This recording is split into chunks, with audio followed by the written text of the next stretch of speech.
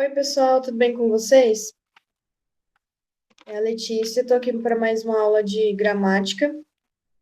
E hoje o nosso assunto é uma continuidade, em certo ponto, da última aula, porque a gente continua a falar de gramática, só que hoje o aspecto que a gente começa a pensar é outro, né? Na, na semana passada, a gente conversou sobre gramática, ortografia, mas a gente falou sobre a nova ortografia, né? Então, sobre regrinhas que antes eram de uma forma que depois se alteraram, ou então a gente viu situações em que essas regras se mantiveram. E hoje a gente vai olhar para outros aspectos, né? São mais para dúvidas comuns que aparecem de grafia, né? De como se escrever uma palavra, ou qual contexto usa um jeito ou outro. Então, vamos lá. Primeira situação é o mal com L ou mal com U. Quando é que a gente usa um, quando é que a gente usa o outro? Então, olha lá, gêmeos do mal. Mal com L, mal com U. Por que gêmeos do mal com L? É que o mal com U é adjetivo, enquanto o mal com L pode ser advérbio ou substantivo. Exemplos. A luta, a luta entre o bem e o mal nunca acaba. Olha só, o mal com U é um adjetivo. Isso significa o quê? Que ele vai qualificar um substantivo. Ele vai aparecer do lado do nome e dando uma qualidade para ele, né? Adjetivando. E quando a gente usa o bem, aliás, o mal com L, então a gente está fazendo ou uso de um advérbio, que é, o que é o advérbio? Ele vai adicionar uma forma ao verbo, então a gente tem um verbo, a gente vai adicionar uma forma para que esse verbo acontece, vai adicionar uma ideia a esse verbo. Então é diferente de uma qualidade, que é o caso do adjetivo. Ou então ele vai ser um substantivo, que é quando a gente usa ele como um nome. Nessa frase, a luta, a luta entre o bem e o mal nunca acaba, aqui o mal aparece como substantivo. Por isso, ele tem que ser com L e não com U, certo? Seguindo, a outra frase, outro exemplo. Comemos muito mal durante a viagem. Nesse caso, o mal aparece como advérbio. Por quê? Porque está falando de que forma eu comi. Então, eu tenho um verbo que é comemos e o mal com L que vai dizer de que forma a gente comeu. Então, ele está qualificando o verbo. Isso é a função de um advérbio. Por isso, novamente, a gente precisa usar o L. Agora, olha só, a gente vai falar sobre exemplos com o mal com o U. Nas histórias, as madrastas sempre são más, isto é, têm o coração mau. Então, como que é o coração delas? Qual que é o adjetivo que pode qualificar o coração delas? O mal. Então, se é um adjetivo, então é mal com U. E por último, quem é o mal-humorado? Quem é mal-humorado está sempre de mau humor. Novamente, qual é o adjetivo que qualifica o meu humor? Mal. Então, adjetivo, mal com U. Substantivo ou advérbio, mal com L. Daí, uma que também sempre causa dúvida, e que tem um pouco de relação com o que a gente viu anteriormente, é o bem ou bom. Olha só, o mal com L é o contrário de bem, e o mal com U é o contrário de bom. Ou seja, bem pode ser usado nas mesmas situações em que se usa mal com L e bom naquelas em que você colocaria mal com U. Assim, ó, ficamos de bom humor ou bem-humorados depois de comer tão bem no restaurante. Bom, se você ficou de bom humor, quer dizer que você não estava de mau humor com U, que é o adjetivo do seu humor, novamente, né? Então, bom com O é o contrário de mal com U. E bem com E, né? Bem é o contrário de mal com L. Fritura é muito bom, mas infelizmente não faz bem. Então, muito bom, adjetivo. Não faz bem, a forma como faz. Então, novamente é um advérbio. Então, bem, contrário de mal com L, bom, contrário de mal com U. É muito bom vocês fazerem essa relação, que aí vocês percebem, sempre que você puder usar bom no lugar, que você puder substituir por bom, significa que no mal aquilo lá é com U. E se você puder substituir pelo bem, significa que seria um mal com L. Outra situação. Independente de ou independentemente de. Qual que é o certo? Mais uma da série de advérbios versus adjetivos. Então, novamente, a gente tem advérbio contra um adjetivo. Então, a diferença entre esses dois é que independente pode ser qualidade ou um estado. Uma pessoa pode ser independente, por exemplo, isso é um adjetivo, ou pode ser um estado, né? Então, tipo, estar independente como uma situação que você é. Por exemplo, olha lá, o independentemente é um advérbio de modo, que quer dizer que a mesma coisa que quer dizer a mesma coisa que de forma independente. Olha, vamos olhar no exemplo que fica mais fácil. Com que idade um jovem se torna independente dos pais? Então, nesse caso, quando é que ele se torna esse adjetivo? O independente é um adjetivo, por quê? Porque você pode elogiar, por exemplo, alguém falando, ela é muito independente, significa que ela dá conta das suas próprias coisas, ela consegue fazer as coisas sozinha, né? Se movimenta, tudo se mantém. Então, quando é um adjetivo, então a gente pode usar o independente. Agora, o independentemente é um advérbio, certo? De modo, né? Então, de que modo isso acontece? De forma independente, de modo independente.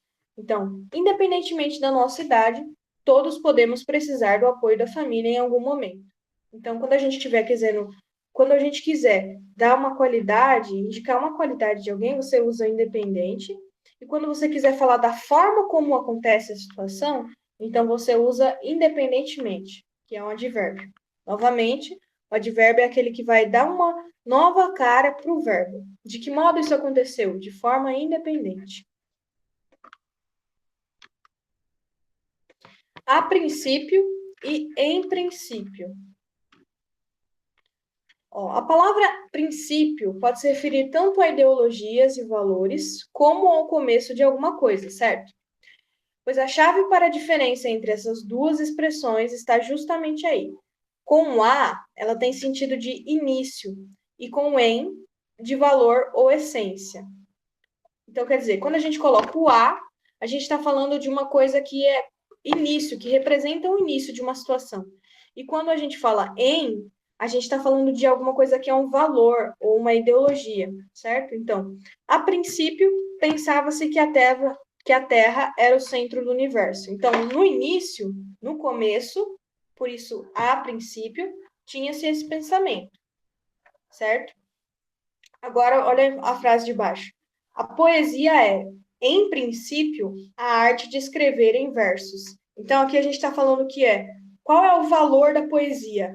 No seu princípio, então, como um valor, ela é a arte de escrever em versos. Então, se você está falando de alguma qualidade de valor daquilo, né, da essência de uma coisa, você usa em princípio. Se você quer se referir a um tempo inicial, então, no começo, no início, aí você fala a princípio, que também pode ser substituído por a priori, certo? Tem o mesmo significado. A com H e acento agudo e o A comum. Qual que é a diferença dos dois? Um é verbo e o outro uma preposição. Só que a pronúncia é idêntica, né? Então, por isso a gente pode acabar se confundindo em quando usa um e quando usa o outro. E essa dificuldade ela vai aumentar ainda quando o A com H e acento agudo é do verbo haver, né? Que ele é do verbo haver, é usado para indicar o tempo passado. Então, ele se confunde com a preposição a, que só marca uma distância, que essa é uma distância temporal ou espacial. Então, há muito tempo, os dinossauros foram extintos. Então, quando eu falo de uma coisa passada, para se referir a um tempo passado, eu uso a com H e acento agudo. Então, há 15 anos que eu não vejo minha amiga. Há 2 dias que eu não como feijão? Então, você está falando, está se referindo a um tempo passado. Então, o a, ele vai ser do verbo haver, certo? E ele vai demilitar um tempo passado. Agora, olha o uso do a comum. O supermercado mais próximo fica a 10 minutos daqui. Então, aqui a gente está falando de uma distância. Se a gente delimita uma distância a 10 minutos, a 10 quilômetros, a 15 horas, é sempre o a sem nada. Porque a gente está falando de uma distância, que pode ser uma distância temporal ou espacial. Só que ela nunca é relacionada ao passado, diferente do a com h e acento agudo. Agora, olha o último exemplo. No ano passado, comprei meus presentes com antecedência, há 2 meses do Natal. Então, qual que é a distância temporal do momento que eu comprei os presentes?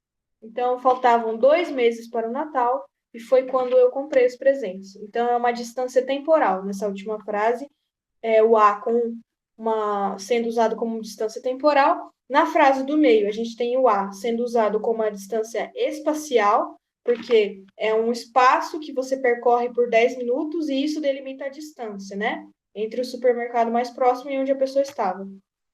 E o primeiro caso é para delimitar um tempo passado, certo? Então, sempre que indicar um tempo passado, A com H e acento agudo. Quando falar de se tratar de uma distância, seja ela temporal ou espacial, é o A comum. Haver com H e A espaço ver. Bom, outro irmão do mal de haver é a expressão haver. Apesar de soarem iguaizinhas, as duas palavras na realidade não têm nada em comum. A primeira, haver com H, é um verbo, mas a segunda indica uma afinidade ou não entre duas coisas. Então, haver com H é verbo. Haver é intimidade ou não. Por exemplo, não tem a ver comigo. Então, é uma questão de afinidade entre você e a coisa. E o outro é existir, haver. Primeira frase de exemplo. Quando chove muito, pode haver enchentes na cidade. Então, pode existir. Esse haver com H, ele pode substituir o verbo existir, porque tem o mesmo significado. É uma questão de existência, né? Então, se você pode substituir pelo verbo existir, esse haver tem que vir com o H. Agora, olha a frase de baixo. É possível que dois gêmeos sejam bem parecidos, ou, pelo contrário, não tenham nada a ver um com o outro. Então, aqui a gente está falando de afinidade, de aparência, de relação, uma coisa se relacionar com a outra. É diferente de existir. Aqui os gêmeos existem, mas eles podem não se parecer ou não ter afinidade. Entende? Quando a gente fala, então, de afinidade, de relação, de proximidade, isso é a espaço ver. Quando a gente fala de existir, de existência, haver junto e com H. Beleza? Haja com H e haja com A, J-A, né? Haja com H e haja sem H. Sim, há ainda mais uma forma de fazer confusão com o verbo haver. Não sei se vocês perceberam que a gente estava trabalhando com alguns exemplos só do verbo haver. Então, haja paciência, não é? Mas não precisa desistir de usá-lo para sempre. Na verdade, é bem fácil distingui-lo de haja do verbo agir. É só ver se dá para trocar por existir. Então, é a mesma coisa. O haja com H é referente ao verbo de existir, né? Então, se a gente puder fazer essa troca, é o com H. Se a gente não conseguir fazer a troca, então a gente vai precisar ver qual outro a gente pode usar. Nesse caso do haja com H ou haja sem H, olha o exemplo. Mesmo que haja, ou seja, que exista algum risco, vale a pena investir nesse setor. Pensando aí, tipo, um pequeno empreendedor que vai começar a investir num negócio e ele tá com medo de riscos, né? Então aí vem a frase: mesmo que exista algum risco, vale a pena investir nesse setor. Então, o haja, usado ali como sinônimo de existência. A frase de baixo: para que a empresa se recupere da crise, é preciso que a administração haja imediatamente. Então, aqui a gente está falando do verbo agir, agilidade, ação, certo? Então, pode ser substituído por existir. Esse é o que vem com H. Agora, quando a gente substitui por ação, está falando de agilidade, de movimentação, então é o haja sem o H, ok?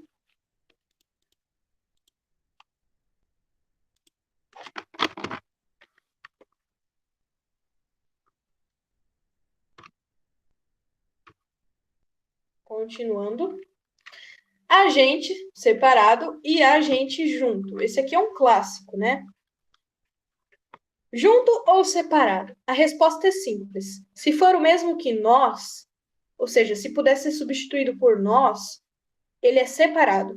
E se for a profissão, por exemplo, um 007, ou então um agente de saúde, né, um agente sanitário, aí é junto. Então, se for a profissão, agente, é junto. Se for sinônimo de nós, falar eu e você, agente, aí é separado, ok? Olha os exemplos.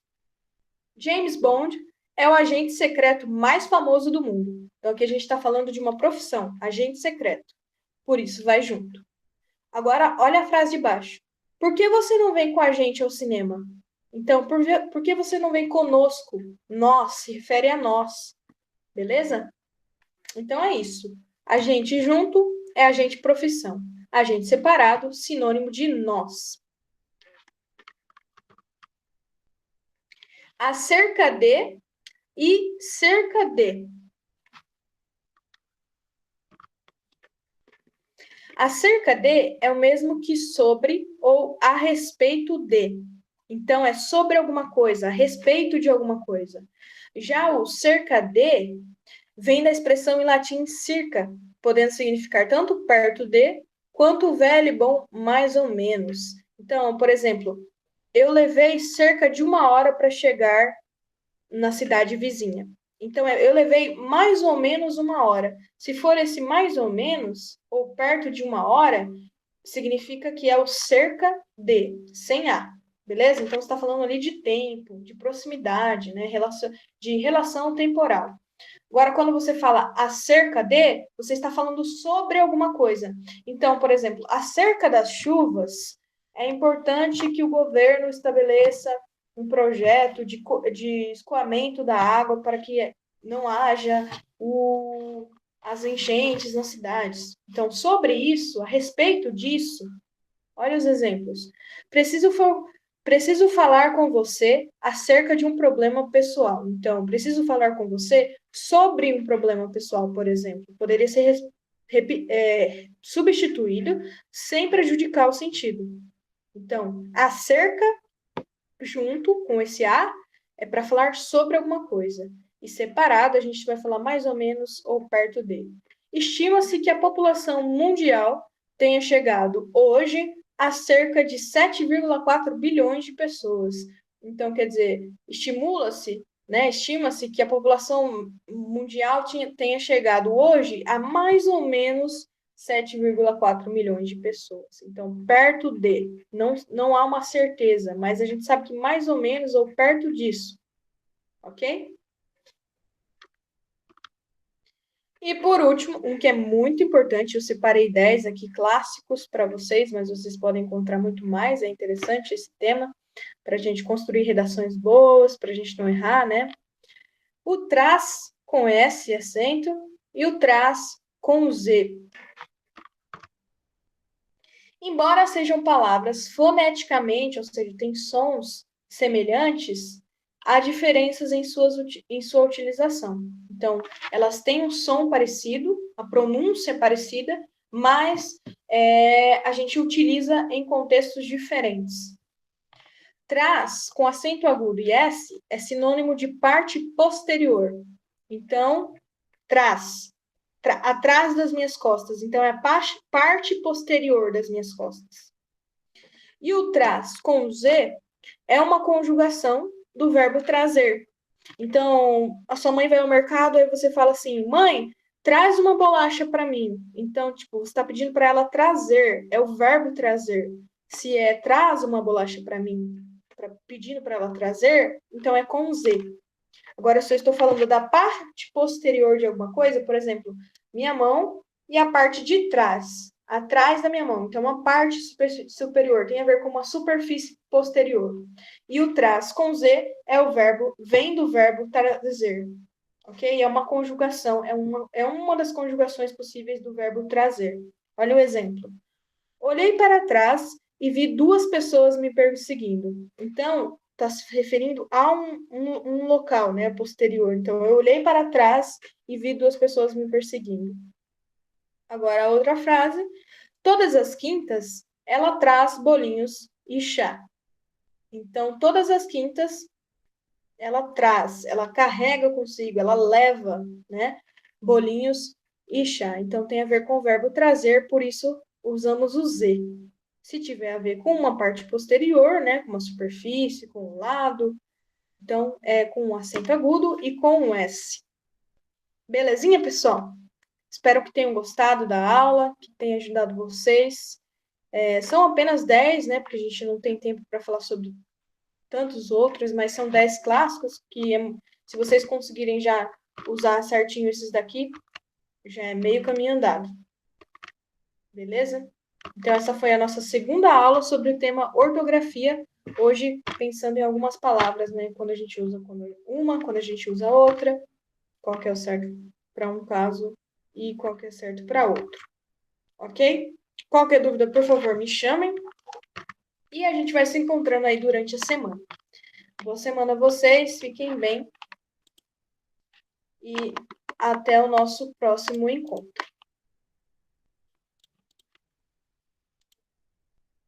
Tchau, tchau.